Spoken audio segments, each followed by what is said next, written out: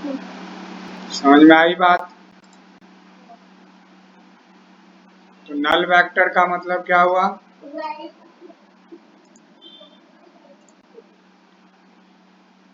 उसको आप कई तरीके से रिप्रेजेंट करते हो।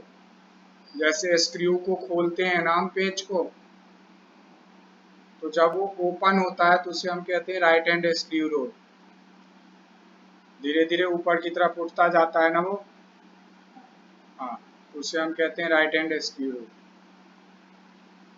तो अभी जो हमने पढ़ा वो कौन कौन से पढ़े? नल वेक्टर जिसका मैग्नीट्यूड 0 होगा। मतलब अगर हमने कहा कि वेक्टर ए एक नल वेक्टर है, तो इसका मतलब वेक्टर ए का मैग्नीट्यूड क्या होगा? 0 होगा। अगर हमने कहा कि वेक्टर ए एक यूनिट वेक्टर है, तो इसका मतलब वेक्टर ए का मैग्नीट्यूड क्या होगा? 1 होगा।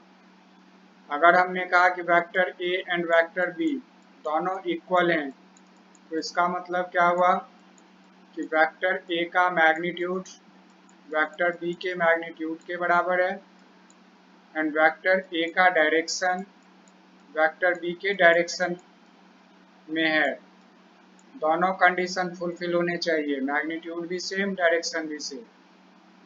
अगर हमने कहा अनइक्वल वेक्टर, तो या तो उसका मैग्नीट्यूड सेम ना हो या डायरेक्शन सेम ना हो। जैसे आपने कहा vector A not equal to vector B, आपने ये कहा, दैट मीन्स व्हाट? पॉसिबिलिटी क्या है? या तो इसका मैग्नीट्यूड इक्वल ना हो, डायरेक्शन सेम हो, या क्या हो, इसका डायरेक्शन अनइक्वल हो, मैग्नीट्यूड सेम हो, या क्या हो, दोनों ही अनइक्वल हो। ठीक है नहीं? अगर आप कह रहे हैं पैरेलल वेक्टर, तो इसका मतलब हुआ कि vector A and vector B दोनों सेम डायरेक्शन में जा रहा है, दोनों के बीच का एंगल क्या है? 0 डिग्री है, इसे आप कहेंगे पैरेलल वेक्टर। अगर आपने कहा एंटी पैरेलल वेक्टर, तो इसका मतलब ए का डायरेक्शन और बी का डायरेक्शन क्या है? जस्ट अपोजिट है, 180 डिग्री का एंगल बन रहा है दोनों के बीच में। एक अगर नॉर्थ जा रहा है तो दूसरा साउथ जाएगा, एक अगर ईस्ट जा रहा है तो दूसरा वेस्ट जाएगा। ठीक है नहीं? अगर किसी चीज के रेडियस को रिप्रेजेंट कर रहा है तो रेडियस वेक्टर, अगर किसी प्लेन में किसी पॉइंट को रिप्रेजेंट कर रहा है तो पोजीशन वेक्टर। अगर कोई 2 3 4 वेक्टर हमारे पास है जो एक ही पॉइंट से ओरिजिनेट हो रहा है, तो दे आर कॉल्ड को इनिशियल वेक्टर। जैसे जब स्कूल से छुट्टी होती है तो सारे बच्चे स्कूल से निकलते हैं, पहुंचते हैं अपने अपने घर, तो इनिशियल पॉइंट सेम हुआ दोनों का। ठीक है?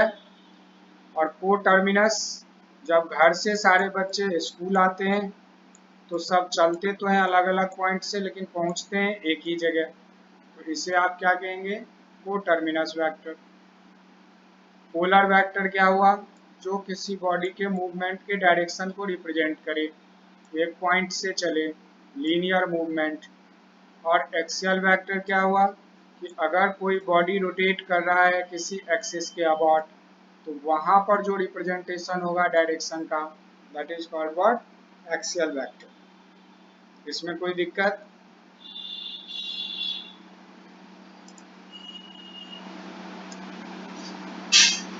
इसमें कोई प्रॉब्लम है?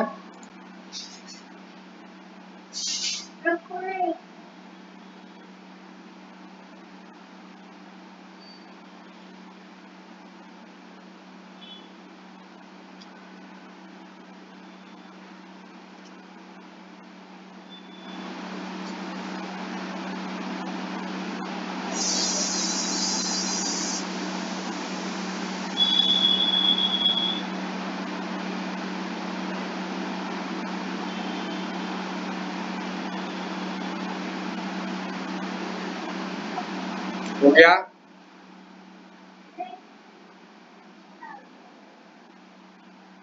अच्छा,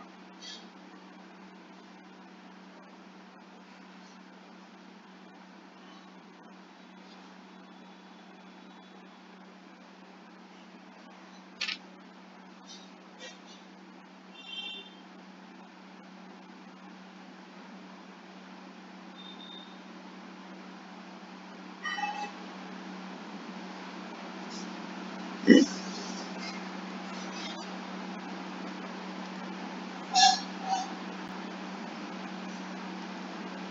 टर्म आप यूज करते हैं निगेटिव वेक्टर। निगेटिव वेक्टर का मतलब हुआ same magnitude but opposite in direction. मतलब एंटी पैरेलल वेक्टर में अगर मैग्नीट्यूड सेम हो जाए तो उसे आप कह सकते हैं निगेटिव वेक्टर। दूसरा आप डिफाइन करते हैं कोलिनियर वेक्टर। सेम लाइन में, सेम लाइन का मतलब क्या हुआ? सेम डायरेक्शन, मैग्नीट्यूड कुछ भी हो सकता है।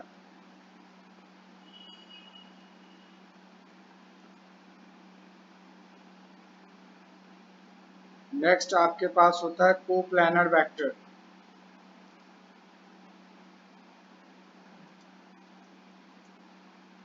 Vectors lying in same plane. जैसे मान लो कोई वेक्टर एक्स वाई प्लेन में है, हमने लिखा vector A equal to 3i+5j। दूसरे को हमने लिखा vector B equal to 8i+6j। तो दोनों के पास भी i एंड j है, दोनों के पास ही x एंड y एक्सिस है, तो they are called coplanar vector, same plane में होंगे। और अगर डिफरेंट पॉइंट होंगे, जैसे एक में आई जे है, दूसरे में आई के है, एक एक्स वाई प्लेन में है, दूसरा एक्स जेड प्लेन में है या वाई जेड प्लेन में है, तो उसको हम कहेंगे नॉन कोप्लानर।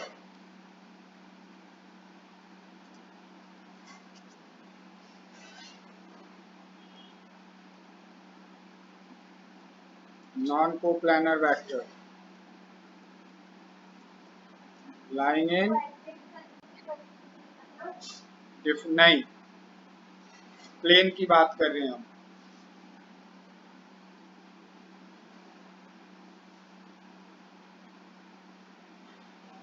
इसे हम कहेंगे नॉन कोप्लानर वेक्टर।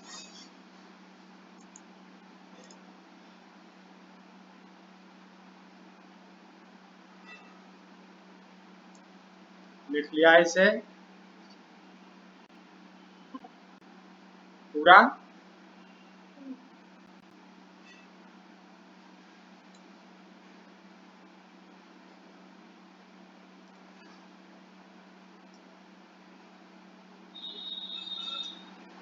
कितने लिख लिए आपने?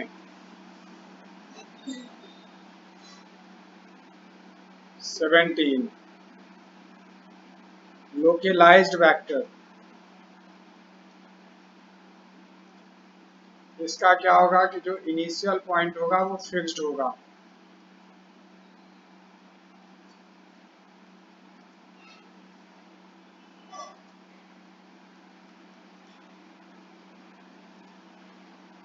ठीक है, इसी को हम फिक्स्ड वेक्टर भी कहते हैं।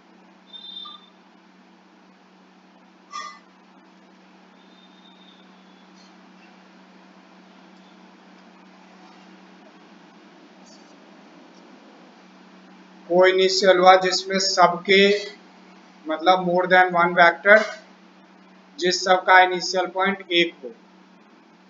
और ये सिंगल वेक्टर भी हो सकता है जिसका फिक्स हो कि चलना तो यहीं से है। ठीक है ना, ये लोकेलाइज्ड हो गया।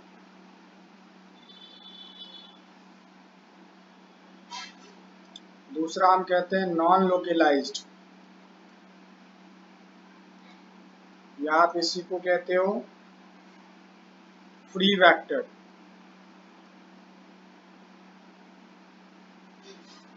नॉन लोकेलाइज्ड और फ्री वेक्टर, ये कौन होते हैं? Having initial point is not fixed. कहाँ से इसे चलना है ये फिक्स नहीं है, ये कहीं से भी स्टार्ट हो सकता है, तो that is called non localized vector.